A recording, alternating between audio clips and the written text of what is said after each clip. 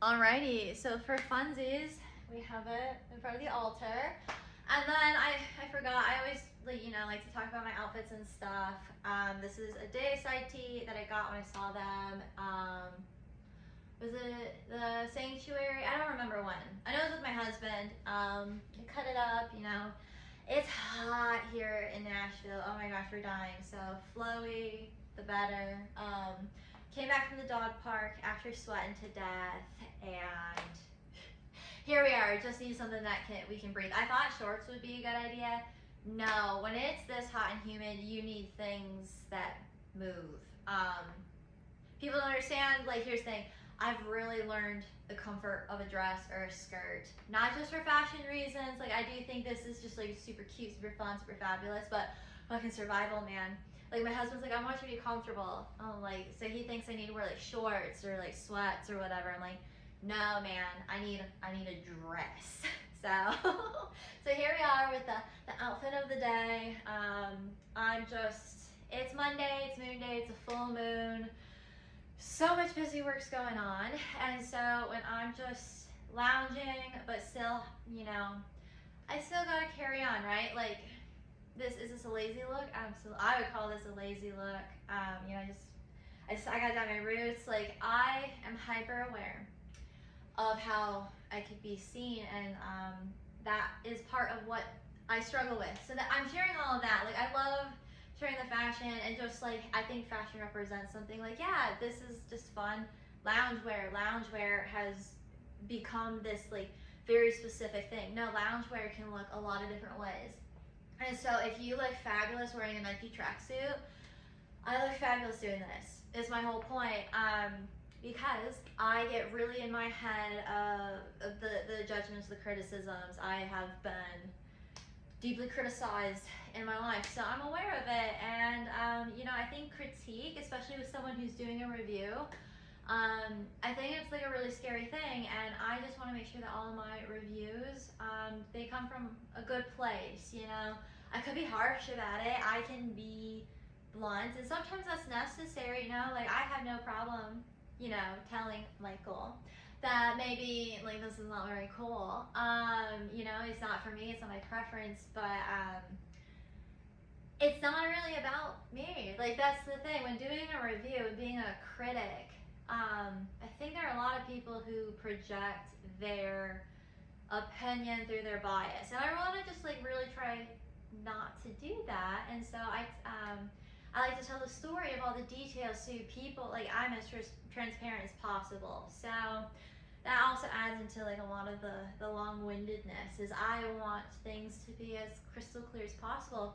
I am deeply biased to Michael. I absolutely love Michael, and I will support everything he does as his friend, even when it's not my vibe. I will pour magic into Michael over and over and over again because of the genuine love and kindness that he showed me. This is giving back to community.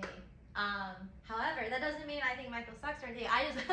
I wanted to be clear that when I'm speaking and showing and sharing all of this with you guys, I am being as genuine as I possibly can. I prefer to talk about things that I love. When I start talking about things that I hate, like, so just as much as I can love is just as much as I can fucking hate. And I am a hater asshole, and I love it. That's why I'm with my husband. We get to be haters together, and it's just judgment free. We get to just be like super honest and critical, and a difficult space to hold, but one that I think we've lost in this people pleasing. Not that like people's feelings don't matter. Like, there is definitely a way to deliver a message. I think that's kind of what we've all collectively been understanding. Is it's those things of just approaching things with care, because these are fellow human beings. But also, just because you are crass in your expression doesn't mean that you're evil either. People come from so many different cultures, and things are so nuanced. And that's what I like. This all ties together. This is what I really love about art, and just the deep dive of everything that it can mean to me, it can mean to you, and how it connects us all through the same song, the same frequency, but for different reasons. And all of those reasons are valid. So everything I express, about Michael. I'll share what I love. I'll share my personal expressions of everything. Not just Michael, but Freaky Wilderness, and I just forget everybody's name. Like, I've known Michael for years, so I can say Michael. I cannot say your last name. Still can't. Still won't. I just go, yeah, that guy, Michael G. And then everyone else, you know, especially once. Oh, it's right there, fucking in front of me. I did that on purpose. Eileen, I remember that. Now that I think about it, I had an association with the feminist serial killer, monster. I forget her whole name. But anyway, I came up with associations and then it left. And then Christian. So I'm going to express my love for them and the work that they all collectively did as a team, which I think is beautiful. Every single person is important. So just because I'm talking about Michael and he is he's my main hook and anchor into this world, there is bias there, but there's also very genuine understanding of what these three very talented, unique individuals created together. And I think that that's awesome. I think that we need more of that. We need more people coming together to create something beautiful and meaningful and inspiring instead of this like hyper competitive individualism. I think each individual can shine in their own right, within their own talent, in their own way. Just like every flower is beautiful in its own way. Every rose dries differently, and they're all beautiful and unique for their own same reason. So